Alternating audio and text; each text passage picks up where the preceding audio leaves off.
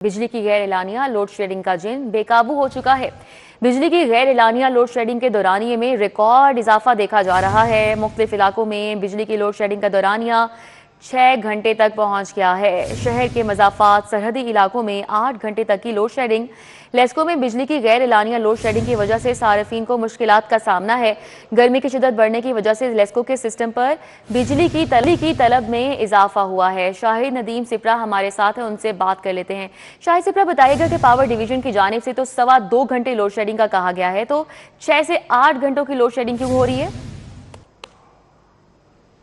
जी बिल्कुल, शहर में गैर एलानिया लोड शेडिंग का सिलसिला जारी है और अभी इसका दौरानिया बढ़ता हुआ दिखाई दे रहा है। लाहौर इलेक्ट्रिक सप्लाई कंपनी की अगर बात की जाए तो शहरी इलाकों में बिजली की गैर एलानिया और एलानिया लोड शेडिंग का दौरानिया 6 घंटे, जबकि मज़ाफ़ात और सरहदी इलाकों की बात की जाए तो वहाँ ये दौरानिया 8 घंटे तक रिकॉर्ड किया जा रहा है। उसके साथ साथ अगर किसी जगह पर ट्रांसफार्मर डैमेज होने या ब्रेक डाउन की सूरत में कोई टेक्निकल फॉल्ट आता है तो उस वक्त भी सार्फिन को बिजली की तवील बंदिश का सामना करना पड़ रहा है। इस वक्त लाहौर इलेक्ट्रिक सप्लाई कंपनी की अगर तलब की बात की जाए तो रात के औकात में वो 3500 मेगावाट तक रिकॉर्ड की गई, जबकि नेशनल पावर कंट्रोल सेंटर से फराहमी तकरीबन 2300 मेगावाट या 400 मेगावाट तक महदूद रखी गई।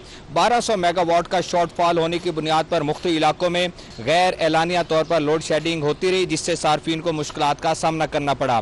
आज दिन के औकात में भी गैर एलानिया तौर पर मुख्तलिफ इलाकों में लोड शेडिंग का सिलसिला जारी और कुछ ऐसे इलाके हैं जहाँ पर लाइन लॉसेज यानी कि बिजली चोरी की शरह रिकॉर्ड की गई है 40 या 50%, वहाँ भी लोड शेडिंग की जा रही है। लेकिन ओवरऑल अगर बात की जाए, जो आपने जिक्र किया है कि वजारत पावर डिवीजन की जानिब से कहा गया कि पीक आवर्स में 2.25 घंटे लोड शेडिंग की जाएगी, तो लेकिन ये मुमकिन नहीं है क्योंकि लेस्को की डिमांड 3500 मेगावाट तक जा रही है, जबकि फराहमी 2000 या 2200 मेगावाट तक महदूद है। इस तरह 1200-1300 मेगावाट शॉर्टफॉल की बुनियाद पर न सिर्फ लाहौर बल्कि मज़ाफ़ात में भी 2.25 घंटे की लोड शेडिंग करना नामुमकिन है। गुज़श्ता रोज़ वजारत पावर डिवीजन ने इस बात पर माजरत भी की है और इसको तस्लीम भी किया है कि डिस्ट्रीब्यूशन कंपनीज की जानिब से गैर एलानिया लोड शेडिंग की जा रही है।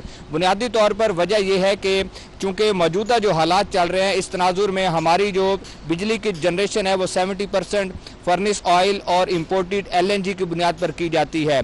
तो दोनों जो मामलात है LNG या फर्निस ऑयल, उनकी कीमतें मतवाजन नहीं है और साथ में सप्लाई जो है वो बुरी तरह मुतासिर हो चुकी है। कुछ पावर प्लांट्स बंद हो चुके हैं और सस्ती बिजली जो हमारी मंगला और तरबेला डैम से बनती है, तो इस वक्त वहाँ भी सूरत हाल बहुत कम नज़र आ रही है कि कम बिजली वहाँ से जनरेट की जा रही है। एक तरफ गर्मी की शिद्दत है और गर्मी की शिद्दत बढ़ने की वजह से सार्फिन ने बिजली का इस्तेमाल बढ़ाया है। दूसरी जानिब फर्निस ऑयल LNG की कमी और साथ में डैम्स में पानी का ना होना, उसकी वजह से जनरेशन कम हो रही है, डिमांड बढ़ रही है, जनरेशन कम हो रही है, जिसकी वजह से मुख्तलिफ इलाकों में गैर एलानिया लोड शेडिंग की जा रही है। और तो यही की जा रही है कि अगर आइंदा चंद रोज़ में मुल्की सूरत हाल या फर्निस ऑयल LNG की इम्पोर्ट अगर उसमें बेहतरी नहीं आती तो हालात इससे गंभीर हो जाएंगे और सार्फिन को बिजली की तवील लोड शेडिंग का सामना भी करना पड़ेगा। डिमांड तो बढ़नी थी तो मौसम में तब्दीली आनी थी, इस बात का पहले से ही इल्म था, तो गर्मी के हिसाब से क्यों बर वक्त इकदाम करके तलब को नहीं बढ़ाया गया?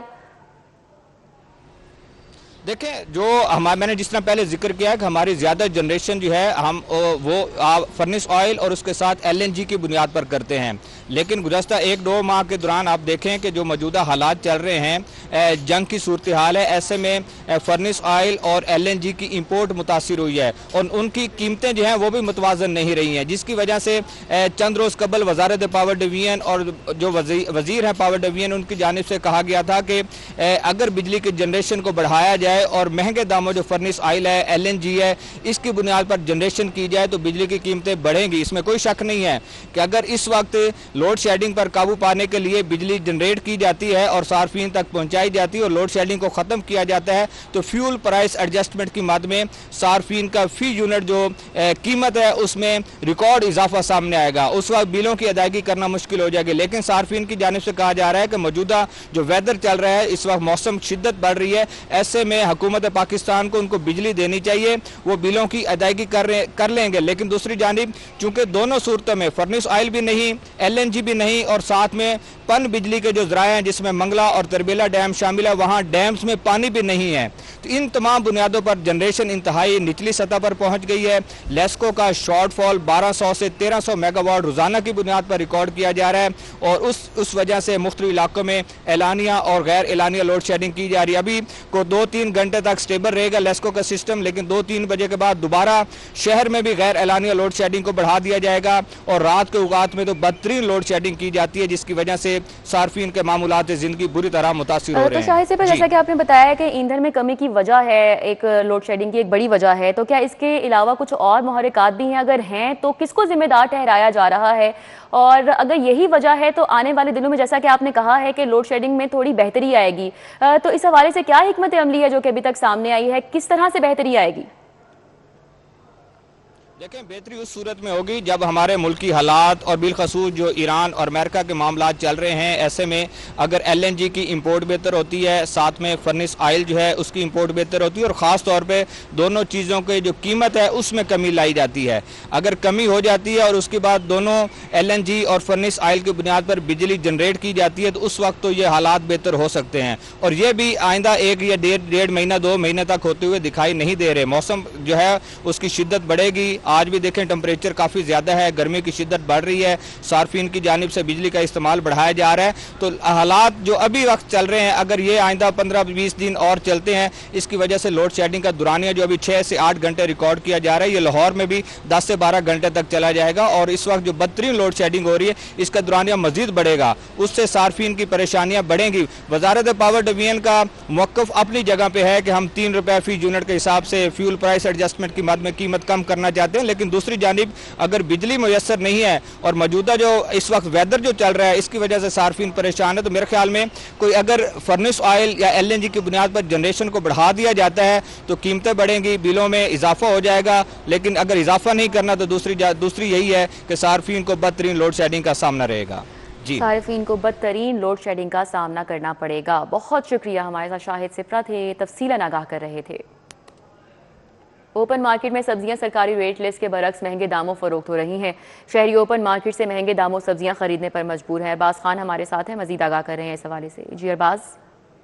बिल्कुल, सब्जियों की कीमतों के अंदर उतार चढ़ाव का सिलसिला जारी है। ओपन मार्केट के अंदर सरकारी रेट लिस्ट के बरक्स सब्जियां फ़रोख्त हो रही हैं, जिसके वजह से ख़रीदार जो हैं वो खासे परेशान दिखाई देते हैं। अगर आज के रोज़ हम बात करें सब्जियों की कीमतों की, तो सबसे पहले मसाला जात सब्ज़ी के अंदर जो आलू है उसकी सरकारी तौर पर कीमत रखी गई है 20 रुपये, जबकि ओपन मार्केट के अंदर वो 40 रुपये के अंदर फ़रोख्त हो रहे हैं। इसी के अलावा जो प्याज हैं उनकी सरकारी कीमत 55 से 60 रुपये मुकर्रर तो की गई है, मगर ओपन मार्केट के अंदर वो 100 रुपये फ़ी किलो तक उनकी कीमत पहुँची हुई है। इसी के अलावा जो टमाटर हैं उनकी सरकारी तौर पर कीमत है 80 रुपये, जबकि ओपन मार्केट के अंदर वो शहरियों को 100 रुपये तक के अंदर फ़रोख्त हो रहे हैं। इसी के अलावा जो लहसुन चाइना है उसका सरकारी निर्ख ही 570 है, जबकि शहरियों को एक बड़े इजाफे के बाद वो तकरीबन 600 रुपये तक के अंदर फ़रोख्त हो रहा है।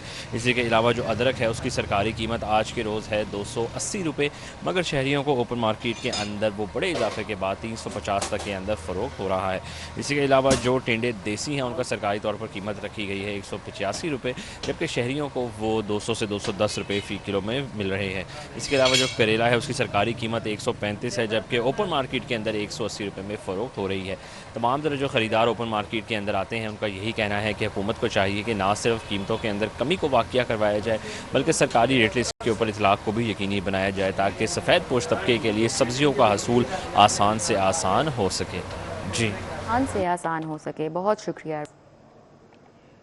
हाईकोर्ट ने शेरावाला टेक्साली गेट प्रोजेक्ट पर हुक्म इम्तनाई में तौसी कर दी है। अदालत का ट्रैफिक पुलिस के शहरियों को गैर ज़रूरी परेशान करने पर इजहार नाराज़गी। अदालत का आइंदा समाअत पर ट्रैफिक पुलिस के सीनियर जिम्मेदार अफसर को पेश होने का हुक्म सामने आया। अदालत ने रिमार्क्स दिए कि ट्रैफिक पुलिस का शहरियों को गैर ज़रूरी तौर पर रोकना एक गैर कानूनी अमल है। मलिक अशरफ हमारे साथ हैं, आगाह करेंगे। जी मलिक अशरफ।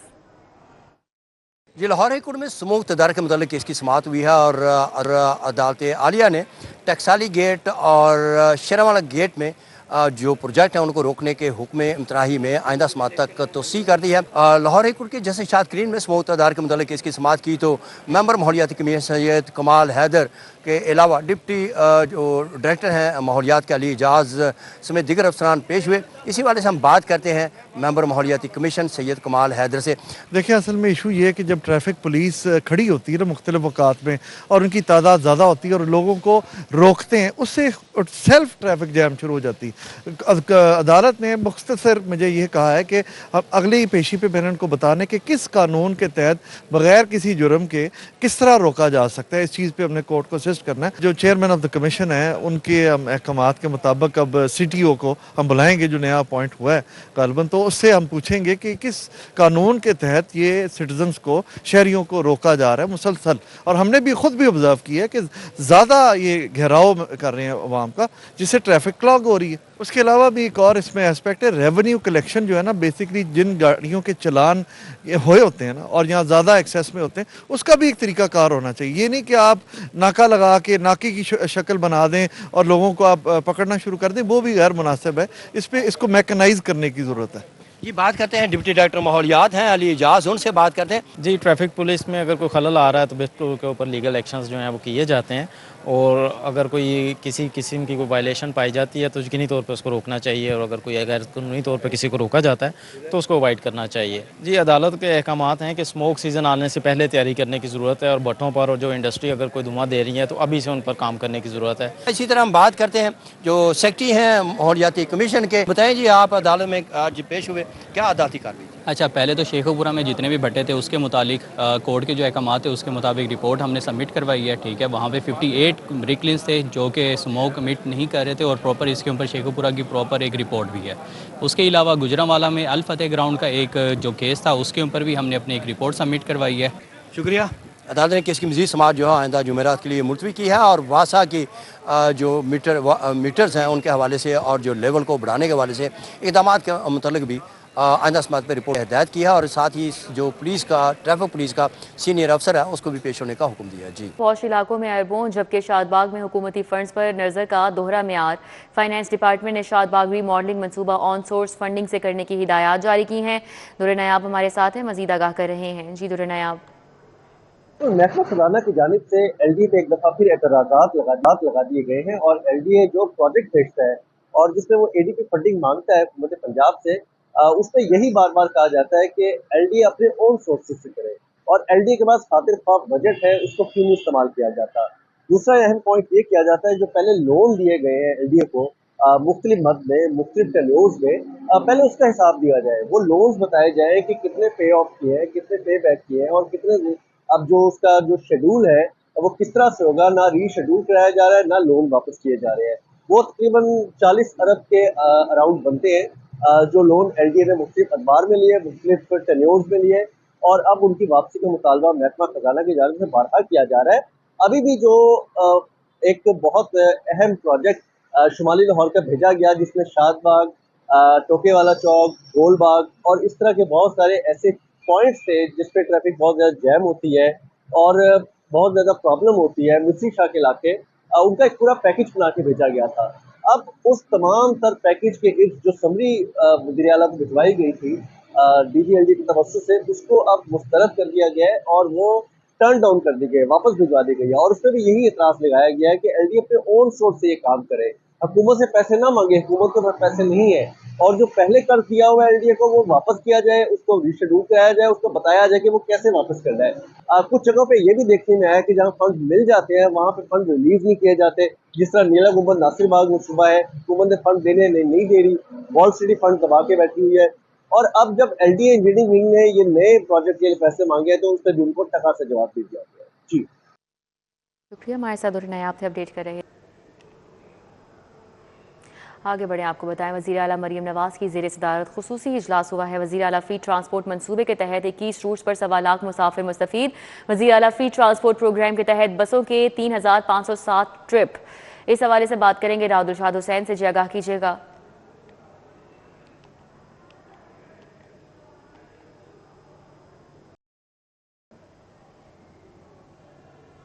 राउदुलशाद में सुन पा रहे हैं, आगाह कीजिएगा।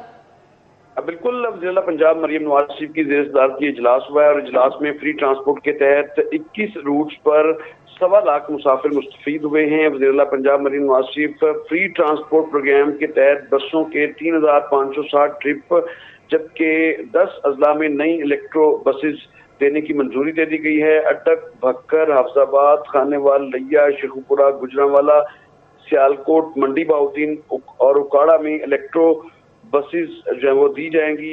रवां माह में 100 इलेक्ट्रिक बसेस जो है वो मई के वस्त तक, जबकि इसी तरह से पंजाब पहुंच जाएंगी और 350 मई के वस्त तक 350 और जून के आखिर तक 264 इलेक्ट्रो बसेस पंजाब पहुंच जाएंगी। हर डिवीजन में इलेक्ट्रो बसेस के लिए खुसूसी बस डिपो कायम होगा।